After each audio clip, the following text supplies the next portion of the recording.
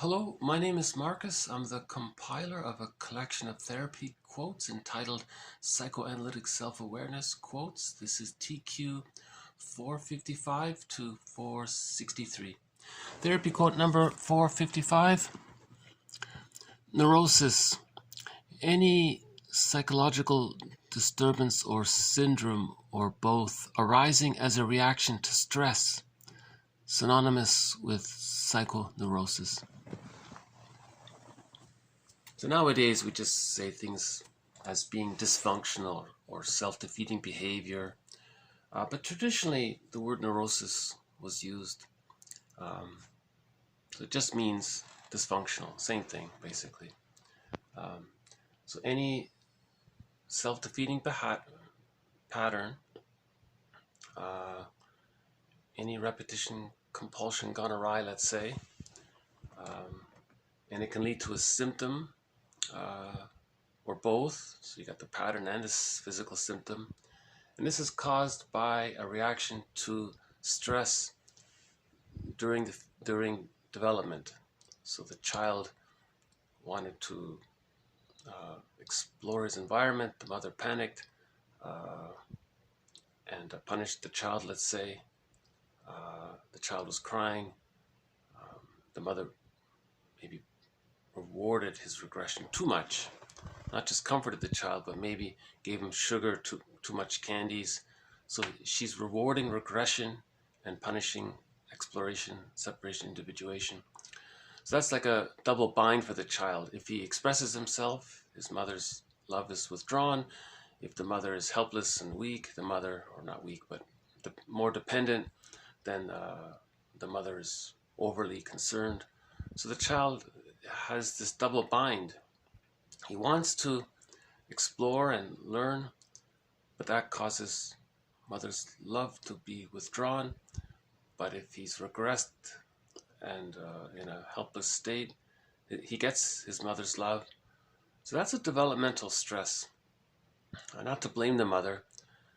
She may have good intentions for the child's safety and all that.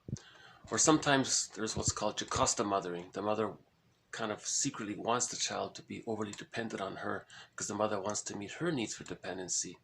And she parentifies the child and wants to use the child to meet the mother's mirroring needs and comforting needs, and needs to be seen and respected and responded to. Because maybe when the mother was a child, she didn't get some of those needs. So there's that intergenerational trauma taking place. The mother didn't have a secure attachment style, so she's not offering a secure attachment style to the child. So that's a developmental stress leading to a developmental trauma. So because this is sort of in the realm of psychology, child development, we could sometimes call this a psychoneurosis. So there's a psychology aspect of it.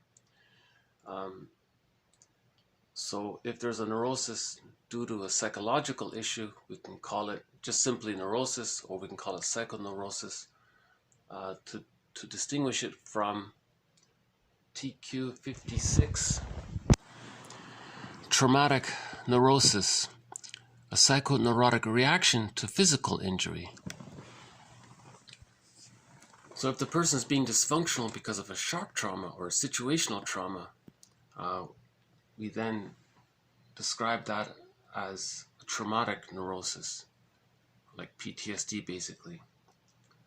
Okay, a little more on that. 457.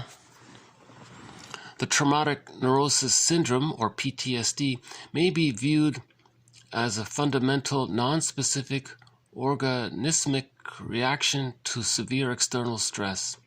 Psychological and physiological alarm mechanisms are set into action but are not appropriately discharged, free-floating anxiety and continuing tension result. In general, number 458, anxiety is fear in the absence of a known cause. All right? So anxiety is fear in the absence of a known cause because it's unconscious. This happened early on. So whether the dysfunctional behavior was due to developmental stress or to a situational stress or some combination of the two, as implied by 457, they seem to go together, then whenever we're feeling anxious, we're not really sure why. It's because something in the unconscious got triggered. And it's as if this mysterious unknown cause is like a ghost. Q 459. A ghost is a manifestation of guilt or psychic pain, a memory contested. So here the memory's coming up again.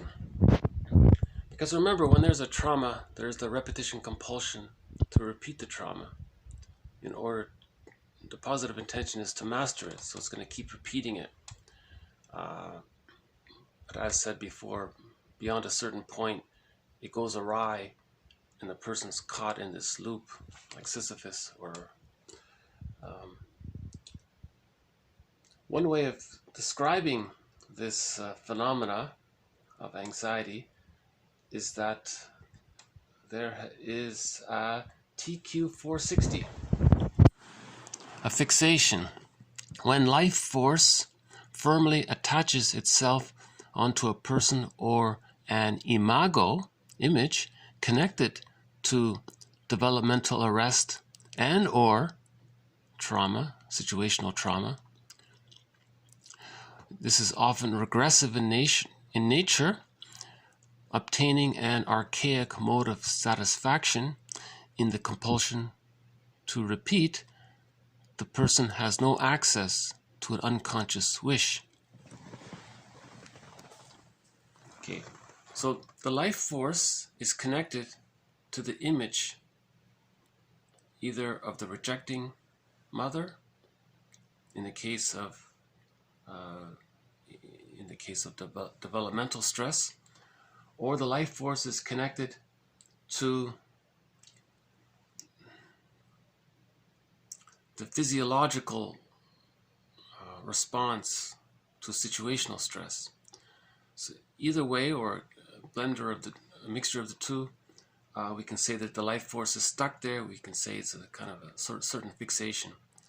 So now if the person is projecting the rejecting image of the mother onto others, and that he's now repeating it because it's fixated.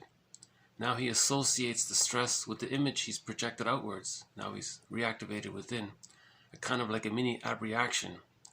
So he's reliving it, re-experiencing it. Every time he projects it outwards, he's kind of reliving it, but he's trying to master it. But it goes awry after the age of 5 because no one can travel back in a time machine to undo what happened. Right? So we either remember in action, repetition, compulsion, or we remember in words, give sorrow words to heal it. Right? Fixation can be sometimes a reaction to loss, TQ 461. The term fixation can appropriately be used to signify a hang-up in the processes of change that follow any major change in adult life, including a loss. Thus, a person who goes on grieving beyond the expected period can be said to be fixated. So there's the idea in general. If there's a loss, there's a stress about that, and then your life force is attached to the image of the loss. Hold on, we have a visitor. And there he goes. Okay. That's the young blue jay. I notice there's some older ones, these bigger, fatter ones, right? And that seems to be the offspring.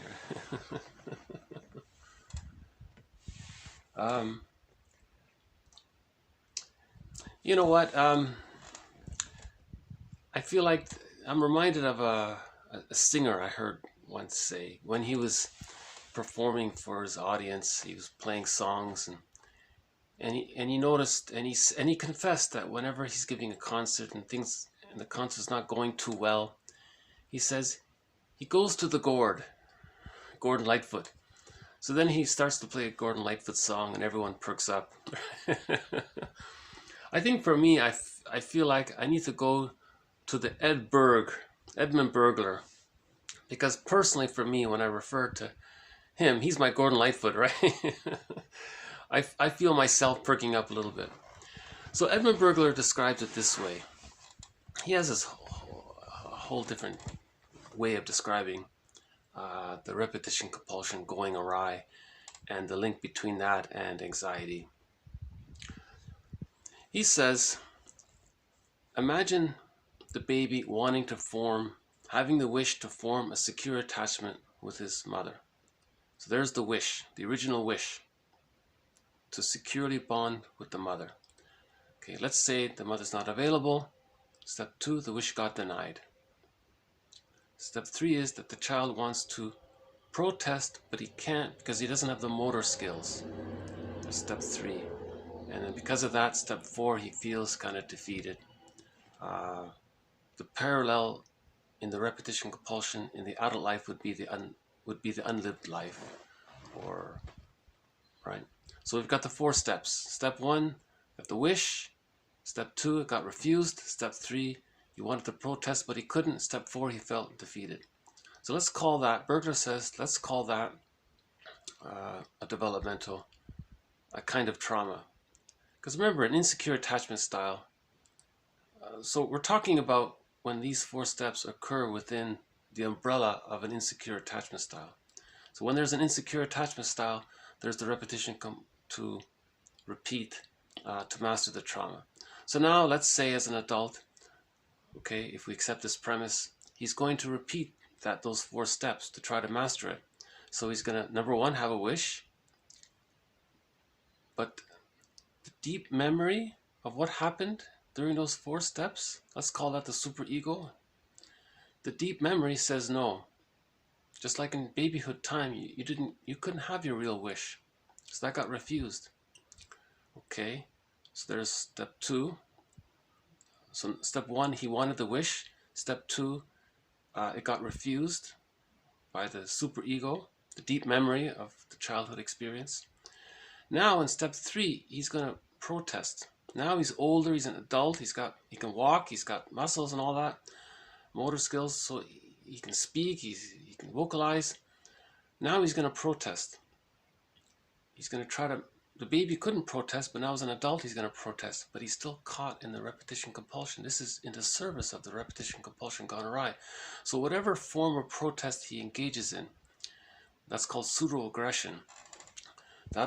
That takes the form of anything dysfunctional, because ultimately it's going to lead to the unlived life. And that's the repetition compulsion of the 4 steps the baby went through. So the baby had a wish, it got refused, he wanted to protest, but he couldn't, and then he felt defeated. Now as an adult, he wanted to have a wish from his real self, but that got refused. That's 1 and 2. Now he's going to protest. But what is he protesting? He's protesting in relation to the childhood time, but he can't travel back in a time machine to correct that. But he's protesting because he's caught in the repetition compulsion gone awry. His positive intention is to master that trauma, but you can't after the age of 5. So this pseudo-aggression, this whatever he's doing, being an emotional eater or being you name it, whatever dysfunctional habits this person has, it's going to lead to an unlived life. Now, the tension would be is whenever this dysfunctional habit that he's doing, this protest now, this pseudo-aggression, if there's any question about it, he feels anxious. If it's not working, he feels anxious. So the anxiety is there. You see, so Burglar would say that anxiety is you haven't squared accounts with your superego. The superego said you can't have your original wish. Okay, it got refused. Remember in babyhood time, it got refused. But we'll accept the lesser crime of your dysfunctional behavior. So that's making a deal with the superego, Burglar calls it. Now, when that deal was shaky, there's your anxiety. So that's pseudo-aggression. let's say he's emotional eating, let's say his favorite cookies aren't available, he might feel a little anxious because that's his pseudo-aggression, to protest or to do something about as the baby couldn't do anything, as the baby was helpless. Now as an adult he wants to do something, whatever that may be. So that's one theory on this idea of anxiety, fear in the absence of a known cause.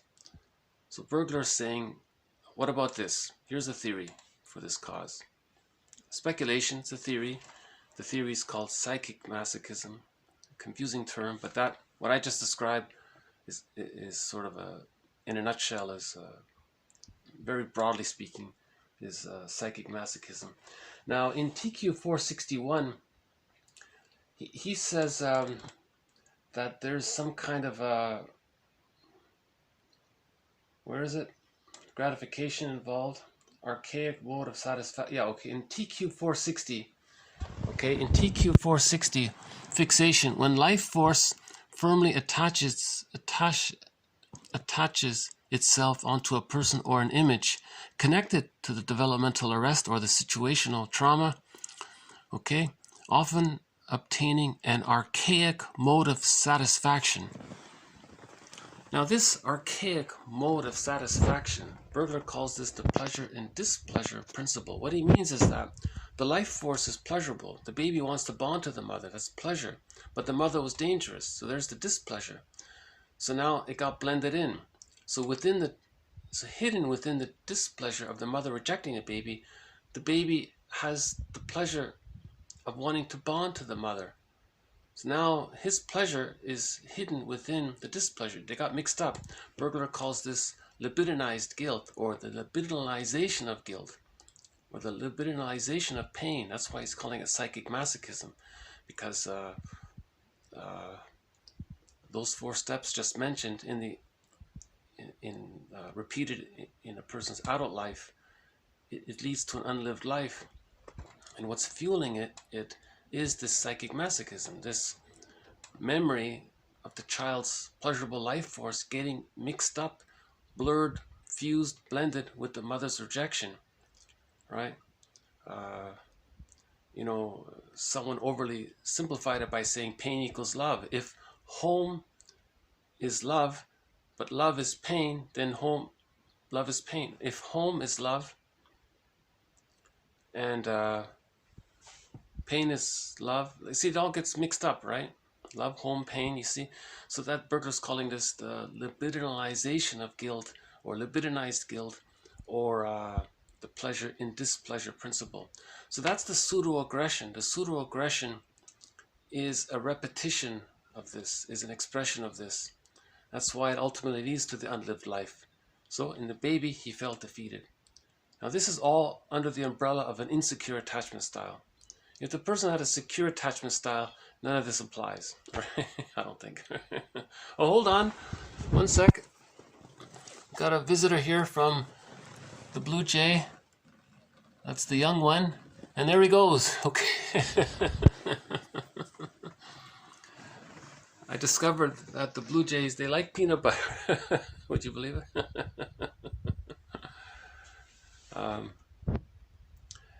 It's funny, those Blue Jays, they eat a lot, right?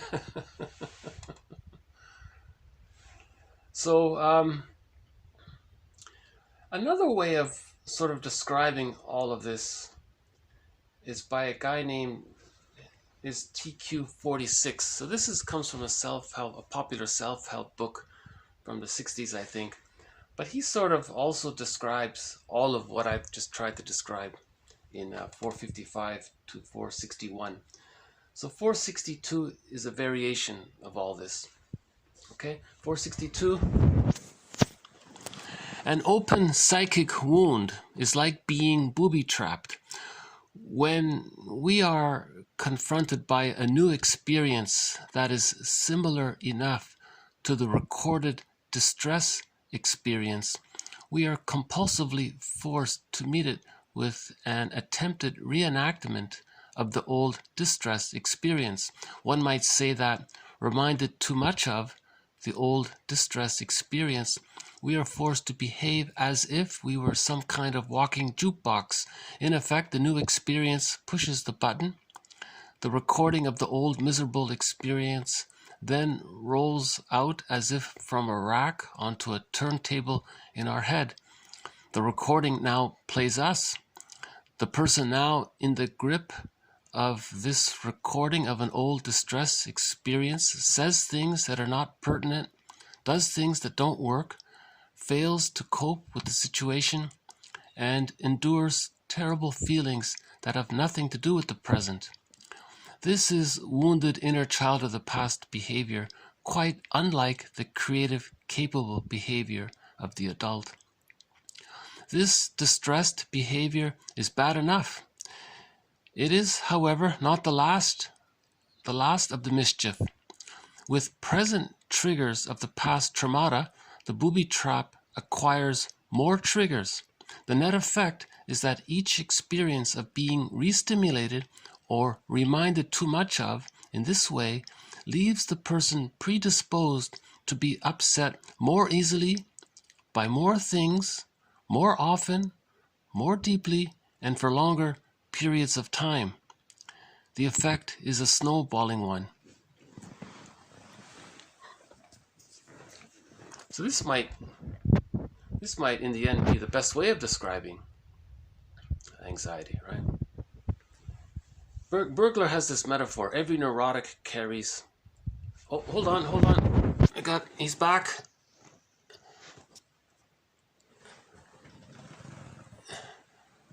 Okay, he's trying to get a hold of... Okay.